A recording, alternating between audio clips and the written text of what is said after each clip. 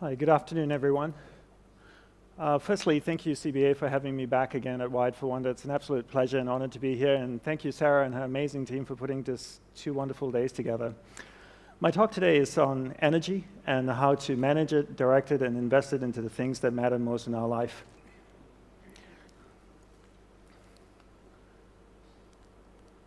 My clicker's not working.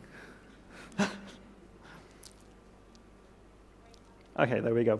So life is a manifestation of where you direct your energy. It truly is. And what we should really start with is to actually look at energy the same way we look at water. If I took a watering can and I watered a garden bed, would the weeds grow or the flowers grow? Both, right? Water has no ability to discriminate between the weeds and the flowers. Whatever I water starts to grow. Energy is the same way as well. If I took energy and I invested it into something negative, it will grow and become more negative. If I took energy, invested it into something positive, it will grow and become more positive. Energy has no ability to discriminate between what's positive and what's negative. Whatever you invest energy into starts to grow and manifest in your life. Right now, you're the sum total of where you've been investing your energy throughout your entire life. So the goal really in life is to figure out what it is you want. Right? What's your purpose in life, who and what's important in your life, and be able to direct energy towards that so that you can manifest that in your life. So where do we begin with this? We begin by understanding how the mind works. I'll have to say with you, after living 10 years as a celibate monk in a cloistered monastery in Hawaii, this would probably be the most important thing I could ever share with you, understanding how the mind works. From a monk's perspective of understanding the monk and experience of a monk's perspective of understanding the mind, and experience of the mind, and my perspective and my experience of the mind, there are 2 things we need to understand: awareness and the mind. Let's define what they are. Let's define awareness as a glowing ball of light. So imagine an orb, a glowing ball of light that can float around. Let's call that awareness and put that aside. Now let's define the mind. Let's define the mind as a vast space with many different areas within it. One area of the mind is angry, hatred, jealousy, joy, happiness, sex, food, art, science, technology, a whole bunch of different things, right? Your awareness, that ball of light, can actually move to any area of the mind you want it to go to. So if your awareness, this glowing ball of light, goes to the happy area of the mind, it lights up that particular area of the mind. You become conscious of being happy. Are you happy? No, you're in an area of the mind called happiness. If this ball of light goes to the angry area of the mind, it lights up that particular area of the mind. Are you angry? No, you're in an area of the mind called anger. And by using your willpower and your powers of concentration, you can actually take your awareness, this ball of light, to any area of the mind that you want to go to. And here's the most important part. Where your awareness goes, that's where your energy is flowing. So if your awareness goes to the angry area of the mind, your energy is flowing there. It's actually strengthening that particular area of the mind. So this is a theory of it. So let's do a little practical exercise to see if this actually works or if it's just some monk talk. Okay? So for that, I need some audience participation. I need all of you to sit up straight in your chair. Okay? And put your feet down on the ground. And if you're leaning back in your chair, sit forward a little bit. Keep your spine straight. Roll your shoulders back. You can keep your head nicely balanced on top of your spine. Your eyes are closed. Don't worry, we're not going to chant or hold hands until later. Just kidding. So take a slow, deep breath in with your eyes closed. Take a slow, deep breath in. Slowly exhale. Then take another slow, deep breath in again, and then slowly exhale. I want you to become aware of the chair that you're sitting on. Is it comfortable? Is it not comfortable? The temperature of the room? Is it cold? Warm? What about your body posture? Is your spine straight? Your shoulders roll back? You're sitting a little bit forward? Your head nicely balanced on top of your spine? Now I want you to become aware of the most recent wedding that you attended. Do you remember whose wedding it is?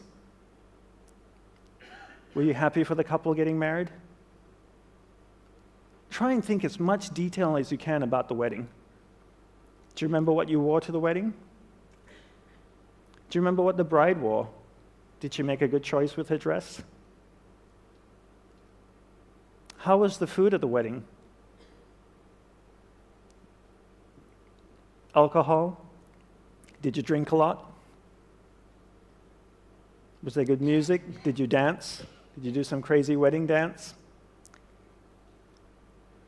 Now I want you to become aware of the most recent vacation that you went on. What kind of vacation was it? Was it a surfing trip, yoga retreat, holiday, shopping, camping, backpacking? Try and think as much detail as you can about the vacation. What was the weather like where you went? Was it cold, rainy, hot, humid, dry, snowing? Do you remember the favorite hotel you stayed in? How was the food? Bland, spicy? Did you get sick eating the food? Did you shop a lot? What was one thing you bought on the trip that you really liked? Your eyes are still closed. I want you to become aware of the room again. Try and feel the temperature of the room. Is it warm? Is it cold? The chair you're sitting on, is it comfortable? Is it not? Is your spine still straight? Are you hunching? Are your shoulders rolled back? Okay, slowly open your eyes and you can lean back in your chair. Well, thank you very much for doing that exercise with me. That exercise is really to prove two things to you. One is there's a clear separation between awareness and the mind, two completely different things. Second is you can actually take your awareness and move it to any area of the mind you want it to go to. Well, you gave me permission to do it, so I took your awareness from the room, I took it to an area of the subconscious mind where the memory of the wedding resided, and then I took you to the vacation area of the mind, and then back to the room again. How do I know you were thinking about the wedding? Well, I had my eyes open and your eyes were closed. And when I asked questions, I could see the reactions in your face. Did the bride make a good choice with her dress? A couple of you went, okay. Did you drink too much? A few heads went down.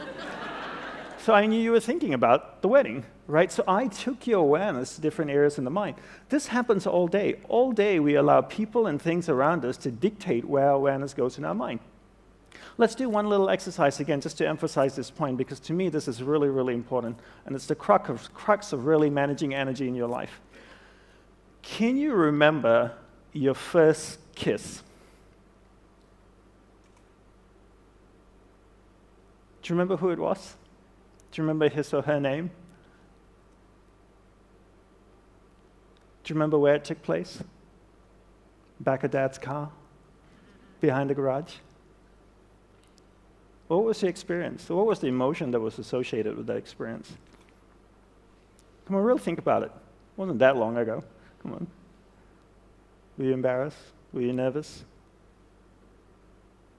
Do you remember? Do you remember the person's name? Okay, some people are laughing, blushing.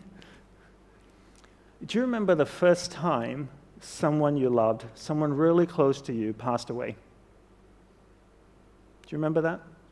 Do you remember getting a phone call, being told that this person that you loved has just died? How did you feel? What was the emotions associated with that experience? Did you have the blessing of being able to see the body before it was cremated or buried? Do you remember standing next to the body, wondering how it felt, knowing that you'd never see this person again? How did it feel for you? Do you remember the emotions? Isn't it interesting? In the space of 60 to 90 seconds, I took your awareness from an area of the mind where all of you were smiling or giggling or slightly embarrassed to an area of the mind where all of you are completely sad. Or not sad, or just feeling the vibration of the room just completely changed, right? And I could take your awareness now to an angry area of the mind where you all get angry, you get up and you leave, and Sarah and her team would be really upset with me. And this happens all day, right? All day we allow people and things to dictate where our awareness goes. And because they dictate where our awareness goes, that's where our energy flows as well. And where our energy flows is what manifests in our life. So really the goal in life is not really to control your mind, but rather to control where your awareness is going within your mind. So don't control your mind, control where your awareness goes within your mind. How do we do that? We do that by learning how.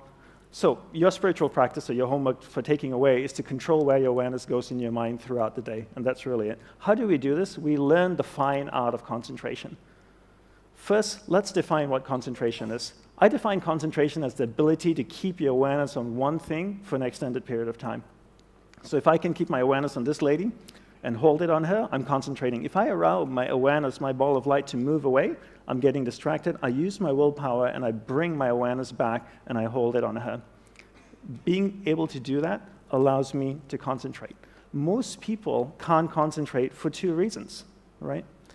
One is they've never been taught how to concentrate. Second is they never practice concentration. How many of you growing up here in school had classes on concentration every single day, the same way you had classes on geography, on math, and science? Anybody? I travel all around the world and I ask this question and nobody puts their hand up. How many of you, when you were growing up in school, were told to concentrate? Isn't that amazing? You get told to concentrate, but you never get taught how to do it, right? When I was growing up, I got told to concentrate all the time. Dandapani, concentrate on doing your homework. Dandapani, concentrate on eating your food. Anybody want to show me how to do it? No. How many of you have kids? How many of you tell your kids to concentrate? Have you ever showed them how to? No, right? And then if you don't show them how to concentrate, how would they know how to do it? And then if you want to be good at something, you have to practice it. If you want to be really good at concentration, you need to practice it all day. People are good at distraction because that's what they practice all day long. It's not that they don't have the ability to concentrate. They've just practiced distraction and become really, really good at it. So how do we concentrate? We concentrate by practicing doing one thing at a time and integrating this practice into our everyday life. So for me, I look at my average day and I ask myself, what's a reoccurring event in my life? Every day I speak with my spouse. Every time I speak with my spouse, I give her my undivided attention. I keep my awareness on her. It drifts away, I bring it back. It drifts away, I bring it back. I keep my awareness on her. I give her my undivided attention. Now, every day I also speak to my clients. I speak with my clients. I speak with my friends, family. Every time I speak with somebody, I give them my undivided attention. If I'm on the phone, I give the person on the phone my undivided attention. I practice doing one thing at a time. By the end of the day, I've clocked about maybe 6 to 8 hours of practicing concentration. 6 months later, I become really good at concentration. 12 months later, I become really good at concentration. The best way to become good at something is to take a tool and insert it into a reoccurring event in your life. And this is the best way to become good at something rather than to create another practice in your life. Just take a tool and insert it into the practice, into a reoccurring event in your life. So your homework is to give someone, or whatever you're doing, your undivided attention. Pick one person in your life for the next 1 month that you will give your undivided attention to. Every time you speak with that person, stay completely focused on them, keep your awareness on them. The rest of the day, you can go ahead and be a squirrel. But just whenever you're speaking with that person, give that person your undivided attention. And you need to practice and build in incremental steps. The other thing we need to learn to develop is our willpower, right? Everybody is born with various levels of willpower.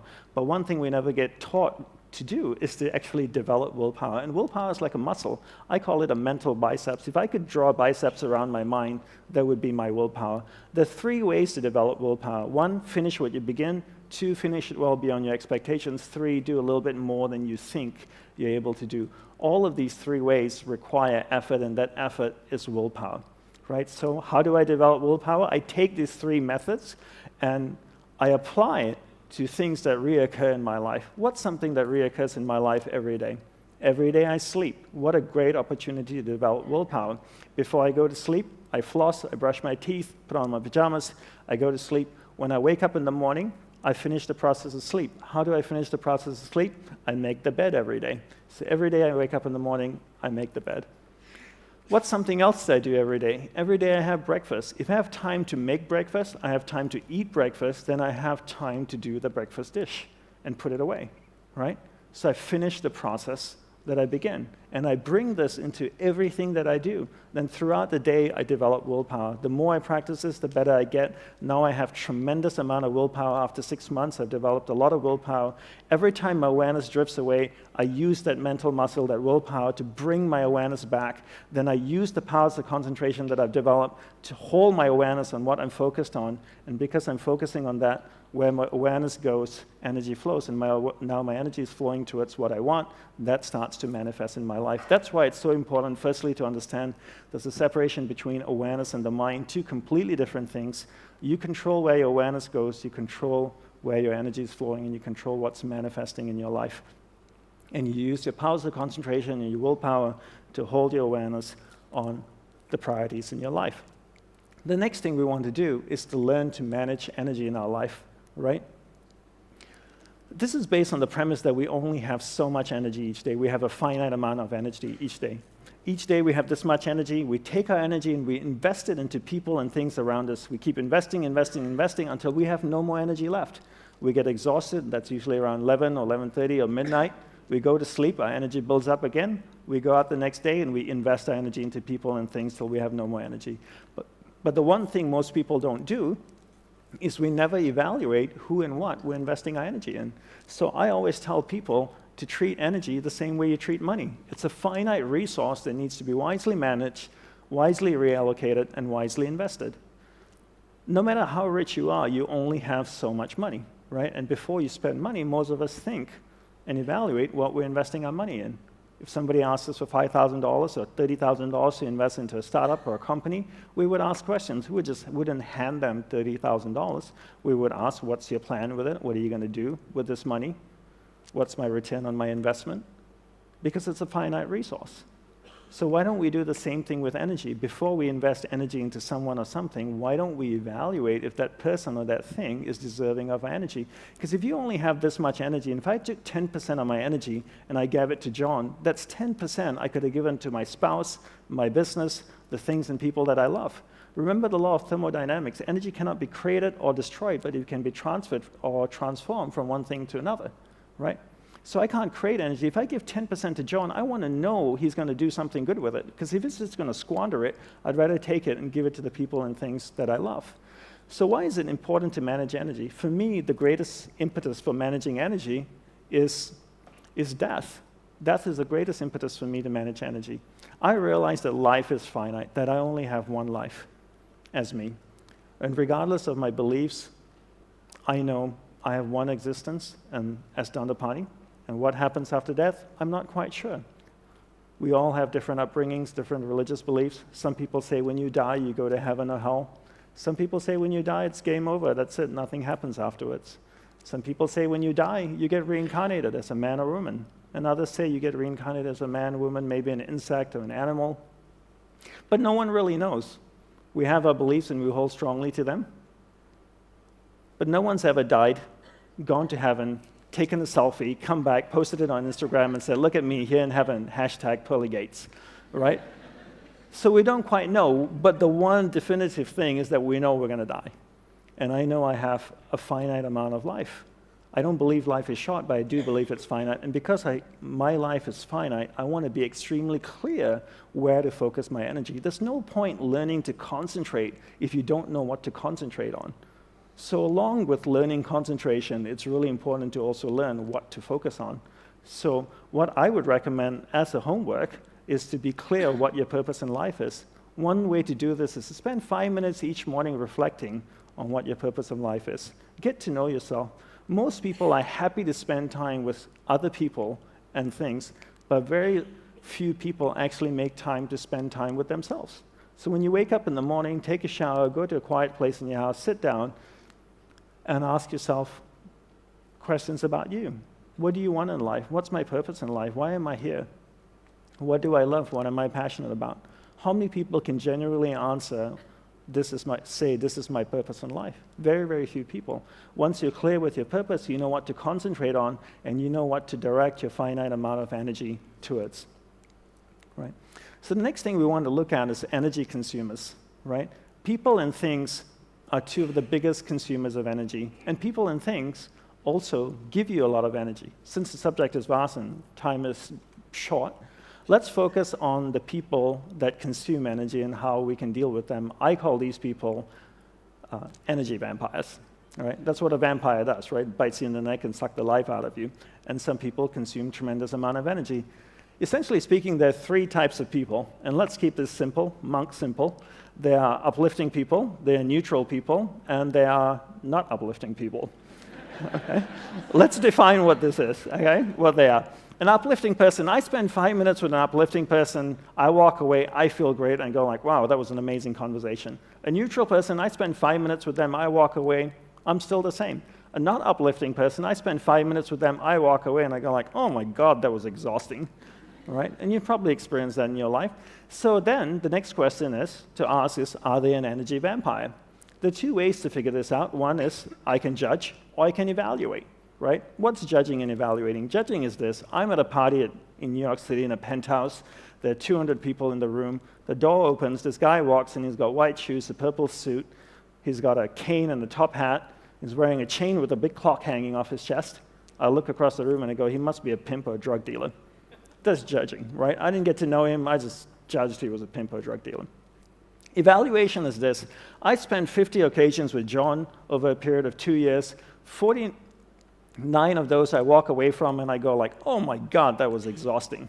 It's safe for me to evaluate that John is an energy vampire. Okay? Then there are two types of energy vampire. The next question is, are they a transient energy vampire or inherently an energy vampire? Right? What's a transient energy vampire? Just say John is going through a hard time in life because his dad is dying of cancer, for example. And for 3 years, he consumes a lot of energy. You know, he's always down. You need to uplift him. He's feeling very sad. It's okay. You give him that energy because he's your friend, and that's what we do. We express compassion, empathy, and love, and we support our friends during difficult times. What's someone who's inherently an energy vampire? Someone who's inherently an energy vampire has always been this way. For decades, they just haven't changed. They're just not an uplifting human being at all. So how do we deal with someone who's inherently an energy vampire? So before I go there, quick question for all of you. How many of you in this room feel like you have someone who's inherently an energy vampire in your life? That's a lot of people in this room, right? So how do we deal with someone who's inherently an energy vampire, right? My guru taught me the best way to do this is to practice the art of being affectionately detached, but always kind, gentle, sincere, and loving towards them. What does this mean? So just say John is inherently an energy vampire. I live in New York City. I'm walking down Fifth Avenue. I see John walking towards me. What do? Do I cross the street? That's not very nice. I meet John. John meets me. What do you say when two people meet each other? I know what you guys say in Australia. G'day, how's it going, mate? Right? Do I say that? No. Do you know why I don't ask how are you? Because I don't want to know.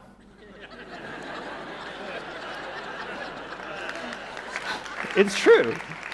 You have to understand, I'm in the monk business. When I ask somebody, how are you, they tell me their entire life story. It's a confession time, so I don't even ask, how are you? John asks me, how are you? I say, I'm doing very well, thank you very much. And then I reply, what a beautiful day in Sydney, right? It's true, I'm being sincere, I'm being kind. And then I say to him, please excuse me, I have something really important to do. It's true, my life is finite, and I'm very clear what my purpose is, right? I'm not lying. And then what do people say at the end of a conversation? It was a pleasure meeting you. Actually, it wasn't. Let's do lunch. Why? See you later. Not really, don't want to.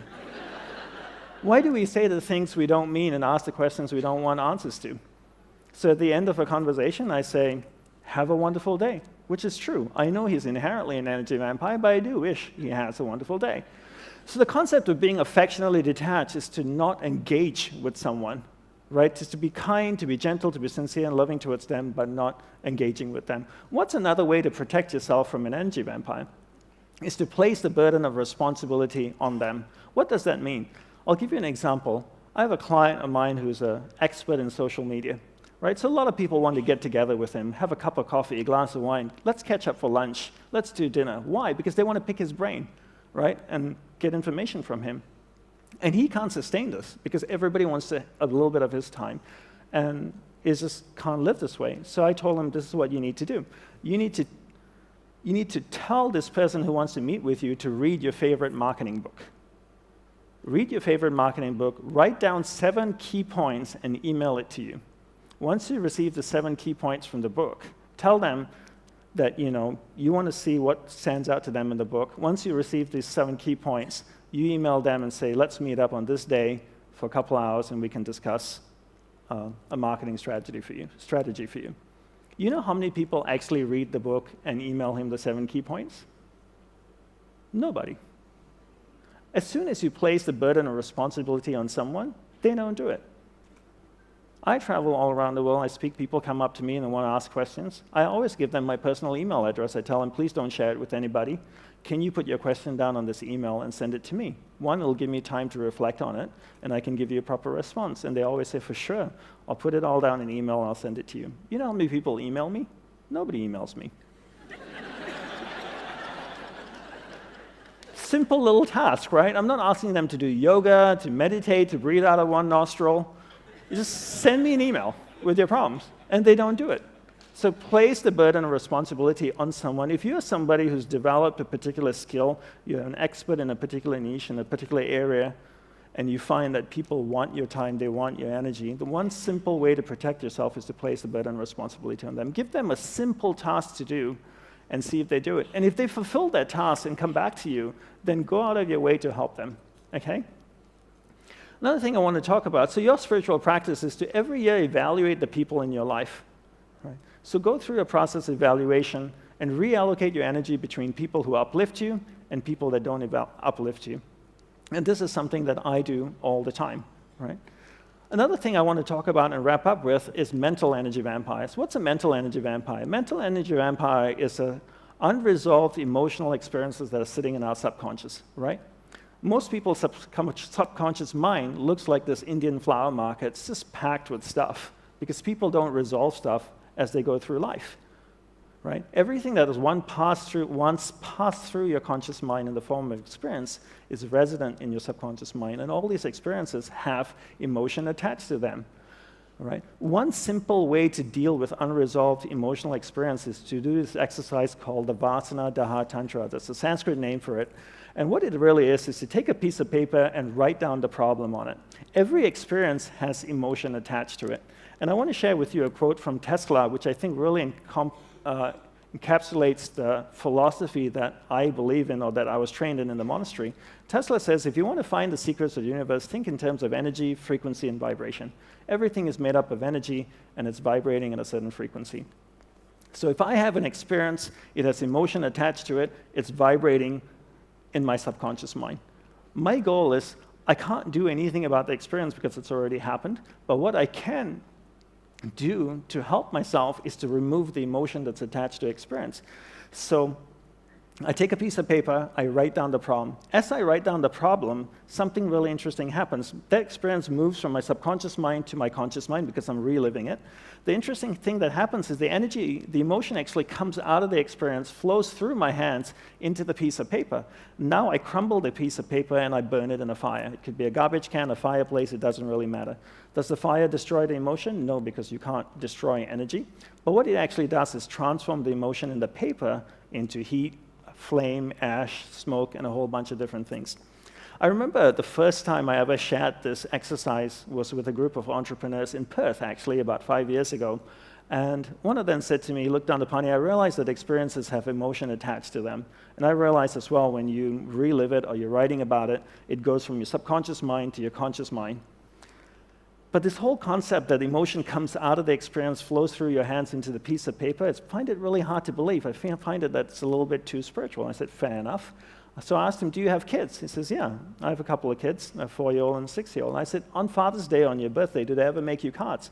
They said, they do that all the time. Can you describe the card? Well, they say, usually go to the back of the house, they find an old piece of cardboard, they draw on it, they stick a bunch of things on it, stars and a bunch of ribbons, and then on Father's Day, on my birthday, they hand me the card. I said, how does it look? They go, well, it doesn't look that great. It's made by a 4-year-old. But I said, let me ask you this way. If you saw it in the store, would you pay money for it? And they go like, no way. But do you keep it? He says, yeah, I keep every single one. And I asked him why. He said, well, it's so full of love. I said, wait a minute, you're telling me your kids know monk magic? Because 2 minutes ago, I told you about putting emotion in a piece of paper, and you looked at me like I was a crazy person. And now your 4-year-old son knows how to do this. Right? Because he's taken a piece of paper, put his emotion in it, a piece of paper that you don't want, a cardboard that you didn't want, put his emotion in it, and now he's given it to you, and you hold it. So you can actually transfer energy from you, emotion from inside of you, into another matter. How many of you have kids and have one of those not-so-attractive drawings at home? Do you keep them? Why? You'd never be able to sell it to anybody. Nobody would want to buy it, all right? You keep it because they're so full of love. It's full of emotion, right? So you can move emotion out of you. So the exercise here is really, if you ever find that you have unresolved emotional experiences sitting in your subconscious, consuming tremendous amount of energy, take a piece of paper, write it down, and then burn it in an ordinary fire. How many times should you write? Well, depending on the emotion. If it's an intense experience, you might have to write about it 3 or 4 times. If it's not so intense, maybe once or twice. So just to wrap up over here, to know yourself is one of the greatest gifts you can give yourself. It truly is, right? Most people don't really understand themselves. They don't understand what they want in life, and therefore find it extremely difficult what to focus their finite amount of energy on. I want to leave you with 2 quotes, one from my guru. The first one is proceed with confidence, right? Proceed with confidence. Believe in your ability to manifest something in your life, because you can. How do you manifest something in your life? You take your awareness, you focus it on that thing. You know how to develop concentration now. You keep your awareness on it. When your awareness is on it, that's where your energy is flowing. When your energy flows there, it starts to manifest in your life.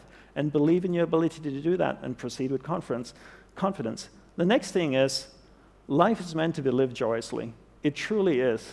And if you're not happy with life, then something needs to be changed. If you ask most people what do they want in life, they'll always say, most people often answer, I want to be happy. Happiness should never be pursued. Don't pursue happiness. Pursue a lifestyle that results in happiness. And that's, for me, what I do. I never chase happiness. I pursue a lifestyle where the byproduct of the lifestyle is happiness. In order to find out what the lifestyle is, I need to know what my purpose in life is.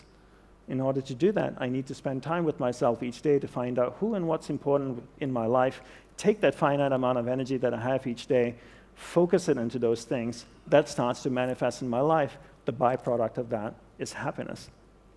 Right? So I want to say thank you, and I want to leave you with a small gift.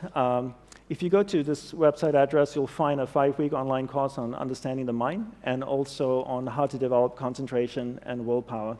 You're welcome to sign up for it. You just need your name and email address, and you'll receive that every week on email. Thank you very much, everyone. I hope you enjoyed it and find these skills useful.